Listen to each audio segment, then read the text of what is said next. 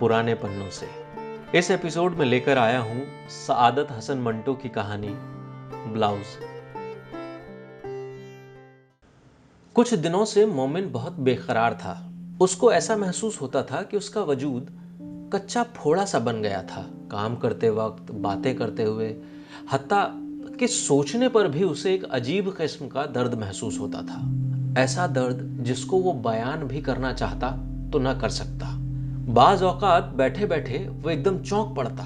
धुंधले धुंधले ख्यालात जो आम हालतों में बेआवाज बुलबुलों की तरह पैदा होकर मिट जाया करते हैं, मोमिन के दिमाग में बड़े शोर के साथ पैदा होते और शोर ही के साथ फटते थे। इसके अलावा उसके दिलो दिमाग के नर्म नाजुक पर्दों पर हर वक्त जैसे खारदार पांव वाली चींटियां सी रेंगती थी। एक अजीब किस्म का खिंचाव उसके आजा में पैदा हो गया था, जिसके बायस उसे बहुत तकलीफ होती थी। इस तकलीफ की शिद्दत जब बढ़ जाती तो उसके जी में आता कि अपने आप को एक बड़े हावन में डाल दे और किसी से कहे, मुझे कूटना शुरू कर दो। बावर्ची खाने में गर्म मसाला कूटते वक्त जब लोहे से लोहा टकराता और धमकों से छत में एक गूंज सी दौड़ जाती तो मोमिन को नंगे पैरों को ये लर्जिश बहुत भली मालूम होती थी। पैरों के जरिए से ये लर्जिश उसकी तनी हुई पिंडलियों और रानों में दौड़ती हुई उसके दिल तक पहुंच जाती, जो तेज हवा में रखे हुए दिए की तरह कांपना शुरू कर देता। मोमिन की उम्र 15 बरस की थी, शायद 16 भी लगा हो। उसे अपनी उम्र के मुतालिक सही अंदाजा नहीं था। वो एक सेहतमंद और तंदुरुस्त लड़का था, जिसका लड़कपन तेज कदमी से जवानी के मैदान की तरफ भाग रहा था। इसी दौड़ ने, जिससे मोमिन बिल्कुल गाफिल था, उसके लहू के हर कतरे में सनसनी पैदा कर दी थी। वो इसका मतलब समझने की कोशिश करता था, मगर नाकाम रहता था। उसके जिस्म में कई तब्दीलियां रूनुमा हो रही थी। गर्दन जो पहले पतली थी अब मोटी हो गई थी। उन्हों के पट्टों में ऐठन सी पैदा हो गई थी। कंठ निकल रहा था। सीने पर गोश्त की तह मोटी हो गई थी और अब कुछ दिनों से पिस्तानों में गोलियां सी पड़ गई थी। जगह उभर आई थी, जैसे किसी ने एक एक बरनटा अंदर दाखिल कर दिया हो। उन उभारों को हाथ लगाने से मोमिन को बहुत दर्द महसूस होता था।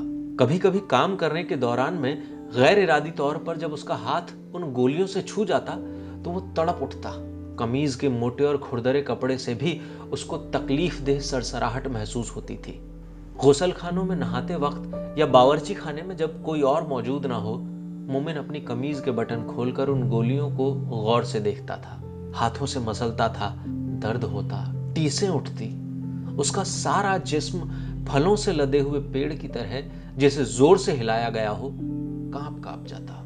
मगर इसके बावजूद वो इस दर्द पैदा करने वाले खेल में मशगूल रहता था। कभी कभी ज्यादा दबाने पर ये गोलियां पिचक जाती और उनके मुंह से लेसदार लुआब निकल आता। उसको देखकर उसका चेहरा कान की लवों तक सुर्ख हो जाता। वो समझता कि उससे कोई गुनाह सरजद हो गया है। गुनाह और सवाब के मुतल्लिक मोमिन का इल्म बहुत महदूद था।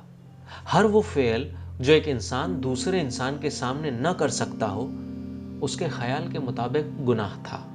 चुनाचे जब शर्म के मारे उसका चेहरा कान की लौ तक सुर्ख हो जाता तो वो झट से अपनी कमीज के बटन बंद कर लेता कि आइंदा ऐसी फजूल हरकत कभी नहीं करेगा। लेकिन इस अहद के बावजूद दूसरे तीसरे रोज तखलिए में वो फिर इस खेल में मशगूल हो जाता। मोमिन से घर वाले सब खुश थे। वो बड़ा मेहनती लड़का था, हर काम वक्त पर कर देता था और किसी शिकायत का मौका न देता था। डिप्टी साहब के यहाँ उसे काम करते हुए सिर्फ 3 महीने हुए थे, लेकिन इस खलील अरसे में उसने घर के हर फर्द को अपनी मेहनत कश तबीयत से मुतासिर कर लिया था।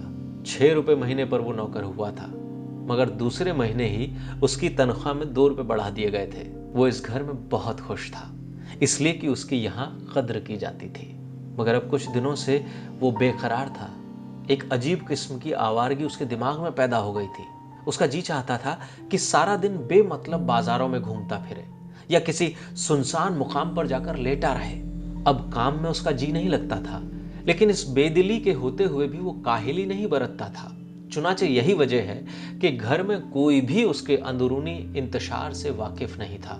रजिया थी सो वो दिन भर बाजा बजाने, नई नई फिल्मी तर्जें सीखने और रिसाले पढ़ने में मसरूफ रहती थी। उसने कभी मोमिन की निगरानी ही नहीं की थी। शकीला अलबत्ता मोमिन से इधर उधर के काम लेती थी और कभी कभी उसे डांटती भी थी, मगर अब कुछ दिनों से वो भी चंद ब्लाउजों के नमूने उतारने में बेतरह मशगूल थी। ये ब्लाउज उसकी एक सहेली के थे जिसे नई नई तराशों के कपड़े पहनने का बहुत शौक था। शकीला उसके 8 ब्लाउज मांग कर लाई थी और कागजों पर उनके नमूने उतार रही थी। चुनाचे उसने भी कुछ दिनों से मोमिन की तरफ ध्यान नहीं दिया था। डिप्टी साहब की बीवी सख्तगीर औरत नहीं थी। घर में 2 नौकर थे, यानी मोमिन के अलावा एक बुढ़िया भी थी।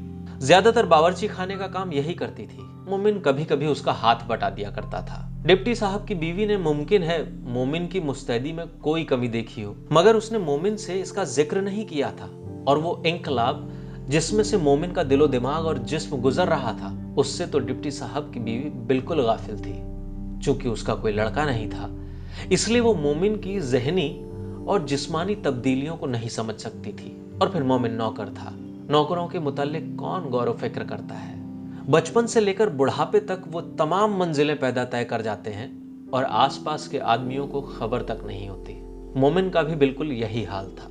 वो कुछ दिनों से मोड़ मुड़ता जिंदगी के एक ऐसे रास्ते पर आ निकला था जो ज्यादा लंबा तो नहीं था, मगर बेहद पुरखतर था। उस रास्ते पर उसके कदम कभी तेज तेज उठते थे, कभी हौले हौले। वो दरअसल जानता नहीं था कि ऐसे रास्तों पर किस तरह चलना चाहिए।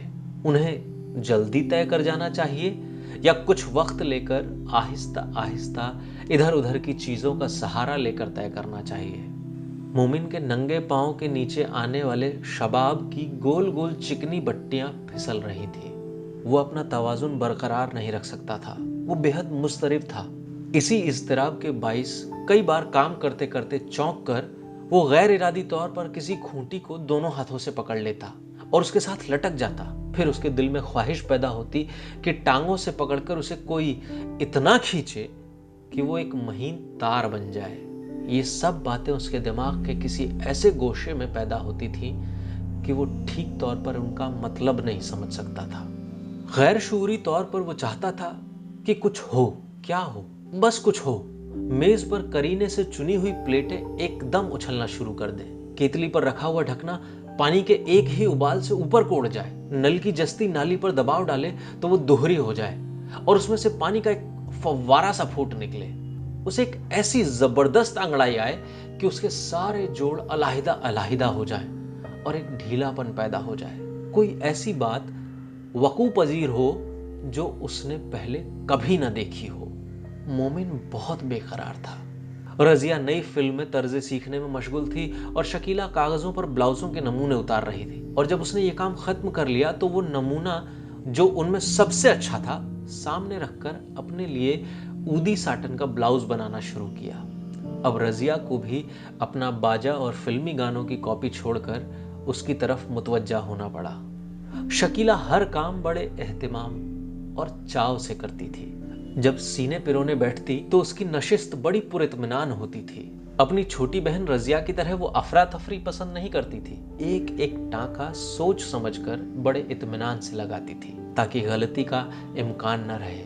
पैमाइश भी उसकी बहुत सही होती थी, इसलिए कि वो पहले कागज पर काट कर फिर कपड़ा काटती थी। यूं वक्त ज्यादा सर्फ होता था मगर चीज बिल्कुल फिट तैयार होती थी।